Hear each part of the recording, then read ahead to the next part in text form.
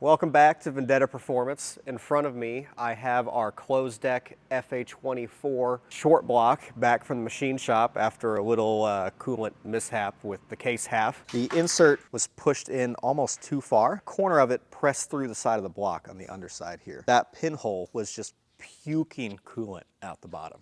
Oh, it's puking. We are in the process of reassembling it and then getting it back into the car, hopefully this week. We want to get this on the road and get this guy, taken care of. And he's been waiting a long time, so we want to get this done and get it out. But basically, we got the new block back. I've already mounted it to the stand. We did some filming on getting the cylinder heads installed. I'm waiting on a couple miscellaneous things. We have an oil pump we got to put on it, the front timing cover, the chain, and the timing assembly. And a lot of this stuff should be a pretty straightforward bolt-on and reassemble affair. We've already done it once, so we just get to do it again. Hopefully it's a little bit faster this time. Get it back in the car, get this 2015, 2016 era. Originally it was an FA20. Get this FA24 short block, kind of hybrid conversion in the car, do some base map tuning with Ecutech, and let him do some braking miles on it. So here we go. It's not the prettiest thing in the world, but it retains all of our factory mounting locations to hold our wiring up out of the way. This is already a mess of a front of the engine anyways. Can you grab my cutoff pliers? Yeah, I'll just follow you over there and do it. I always do that. It's kind of fun. Sorry. What are you tapping? The metal thing and the other metal thing.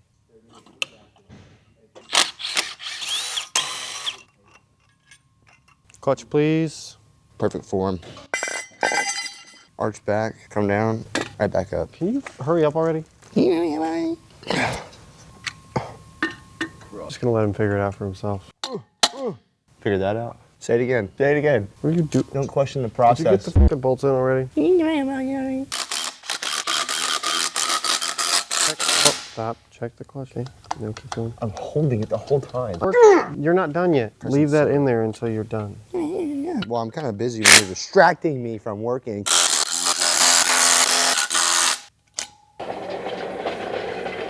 We're probably gonna need to put it on the lift.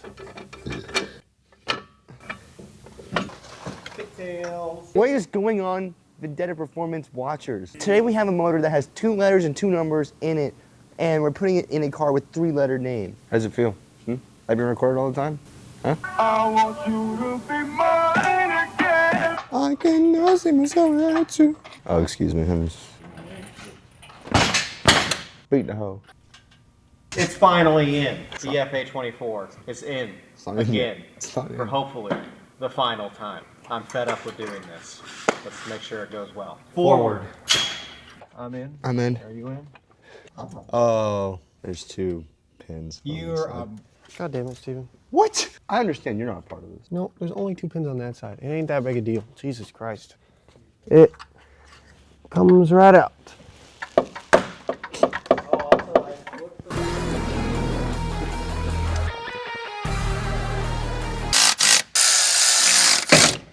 Sick. That's a good thing. It means it dropped in. We have the engine sitting in the car now, and we can now put it back together. If you or a loved one is suffering from broken Subaru, please bring it on by. Vendetta Performance, Grand Valley, Missouri. We'll gladly take care of you and your needs. Thank you. Do I get a raise now? No. Oh, but for real, stop on by. If you have Subaru problems, we can figure it out.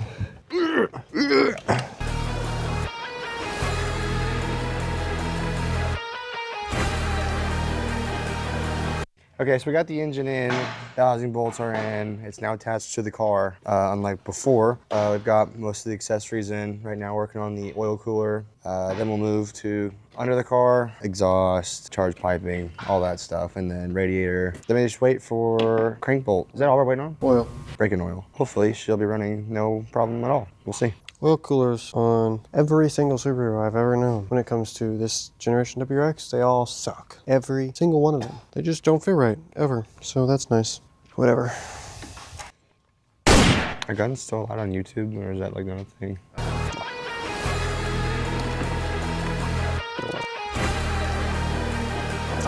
This car just gets on my nerves. I'm ready for him to be happy and out the door and enjoy it. Because it's just like, because it's a Frankenstein of stuff, it's just difficult. It's already difficult trying to figure out how it all goes together in the first place because it's custom. And then we just have stupid issues like the oil cooler doesn't fit quite right, or it's just aftermarket parts all combined together. They never work right. We're close. J-pipe, O2 sensors. You can plug the flex in over here. This is the other problem, is remembering.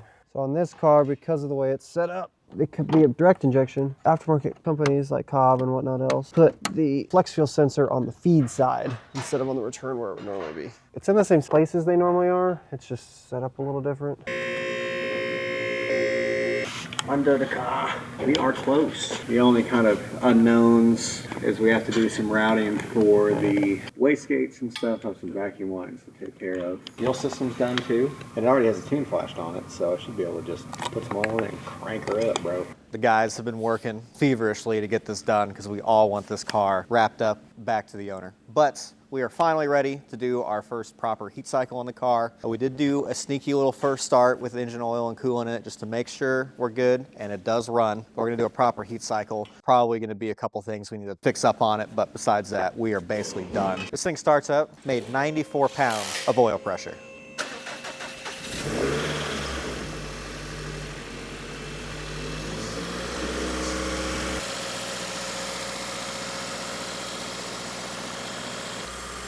It runs.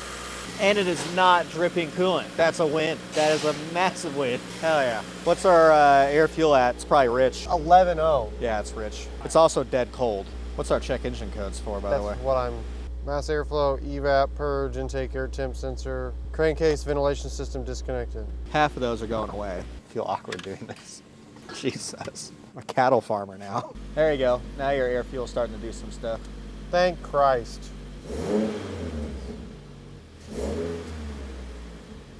Yeah, it needs some tuning revisions. But it is running. And the engine sounds great. The idle's smooth too. Hell yeah. All right, Liam. Well, we'll get this one off the lift. Oh, we're smoking up a storm back there. There's oil all over All the oil and shit. I hear it popping a little bit. It's a little unhappy. It's also lean. What I want to know, and I want to chat with the guy about, do we need the port injection? Does the port, I don't think they run port at idle, but I don't know how this system's set up. Well, send him a log and ask him. I'm going to. I'm letting it warm up just a little bit more before I kill it. But that's a win.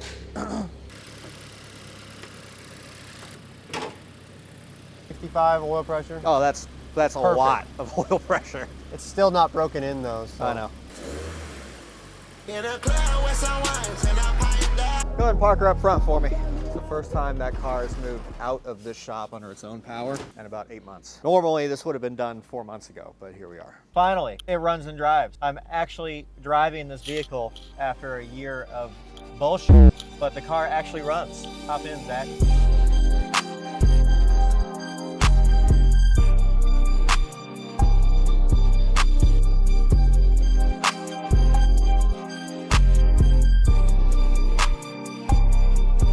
This will be my first time driving this. The guys have driven it before me. I have no idea what to expect, honestly.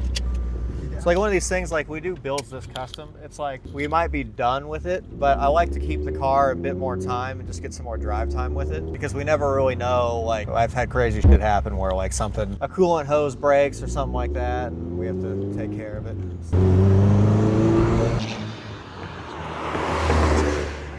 One thing I do see is the smoke out the back from the turbo. I can smell it. We were idling for an extended period of time. That's one thing I don't like about it. I wish we could change that. But she does run and drive. And it idles so good, man. It has a 6-speed swap in it, so it like actually shifts like a proper Subaru. Yeah, and then like one drive cycle after letting it idle for 20 minutes, the smoke goes away. It's like classic FA20 catless downpipe turbo situation. And this thing has a big ass turbo on it. It drives like shockingly nice. Dude, it drives pretty good. It drives shockingly well. I kind of dig this car, man. Overall thoughts, would I recommend doing this swap to the average person? No, 100%. That's a big fat no. Buy a built FA20 and call it a day. But is it cool? Yeah, absolutely. It's cool. It's weird. It drives kind of like an FA24 does. I guess it makes sense. It has an FA24 engine in it, short block, but like reminds me of an FA24.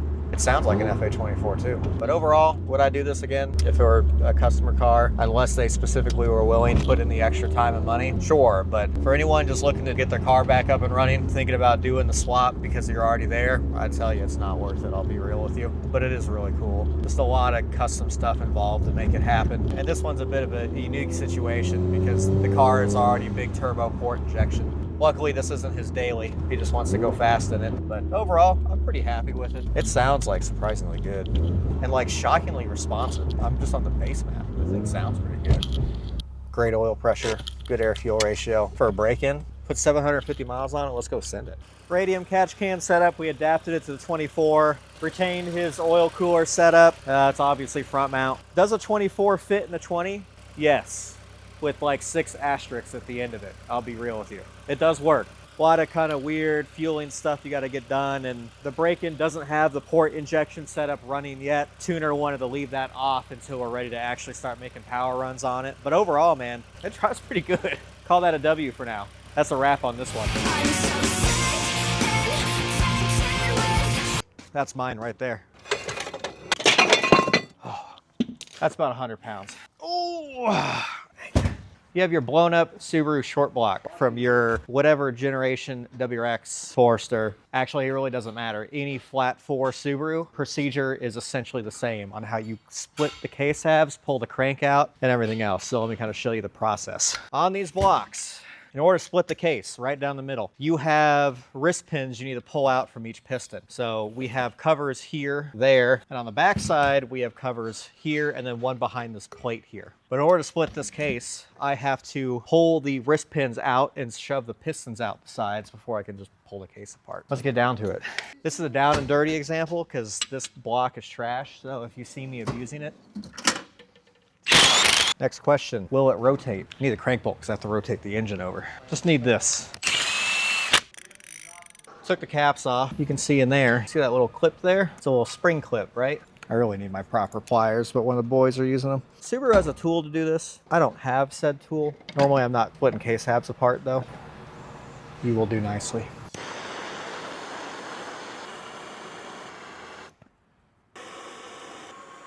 I always told myself when I retired, I would do 2 things. Become a beef farmer, and 2, blacksmith. Now I gotta get this pin out. Safety squints engaged. Yeah, boy. Wrist pin out. There we go. Now I have a flat plate, which I need a special tool for. If you're trying to do this at home, you absolutely need to have one of these impact driver sets to get these out without rounding them over. Speed tear down. Impact hammer. Otherwise, you round every single one out and you can't get it out.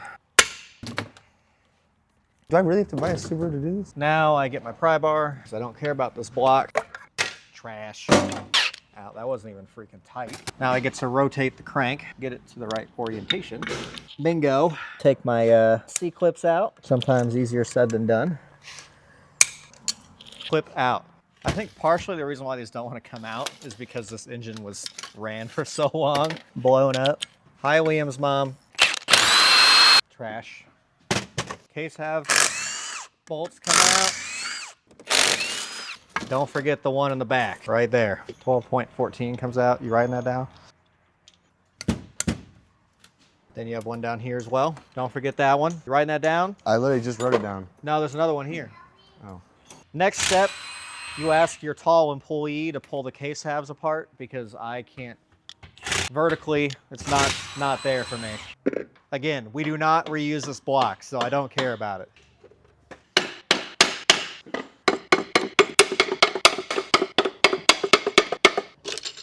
I gotta get the other pin out. This looks really awkward. And just like that, we have a rotating assembly. You remember how I told you the bearing was spinning? We all remember? I told you the bearing spun? That's the main bearing spinning, so they, instead of them being 2 clamshells that click together, they actually rotate over themselves. There's no bearing left. This one's the one that spun, because it's now one with the crankshaft. Liam was talking about saving the crank. There's no saving this fucking crank. So if I get a pick, I can see part of the bearing shell there. just welded itself to the crank. Just absolutely fucking destroyed. And that's all just embedded itself. Liam, you should come look at this. Dude, look at that. See all the pitting in that thing? Oh, there's the thrust. Somewhat normal for there to be wear on the thrust. Clutch pushes in it, pushes the crankshaft forwards. See all that? A uniform surface all the way across. The pits are usually from detonation, which would explain why the block failed. I mean, we know it. definitely- Go look at the crank, I'm serious. Can you see which one spun? All the bearing material just destroyed. When I tell you it's not worth saving Subaru short blocks, it's really not. Not worth it. 100% not worth it. How are the cylinder walls? Are they fun? These aren't terrible. They've eaten some stuff. There's some wear. Look at that. We drove it home. Probably one of the 30, reasons why 40 it looks like minutes. this. Yeah, probably. Ironically, that same vehicle is here today and it is running. My fiance has been driving it. We just did its first oil change. Throw it away. Throw all of it away. You see how the top of that bearing is showing the bronze underneath it and the copper? Like iconic of detonation, because when it pre-ignites and the fuel pre-ignites, it pushes down on the piston while the piston is still rotating up in the stroke, and it puts all that load on the top of that bearing there. I really think the reason why this short block ended up destroying the bearings was because it was either poor tuning or poor fuel with detonation over time. See how bad that is? That's pretty bad.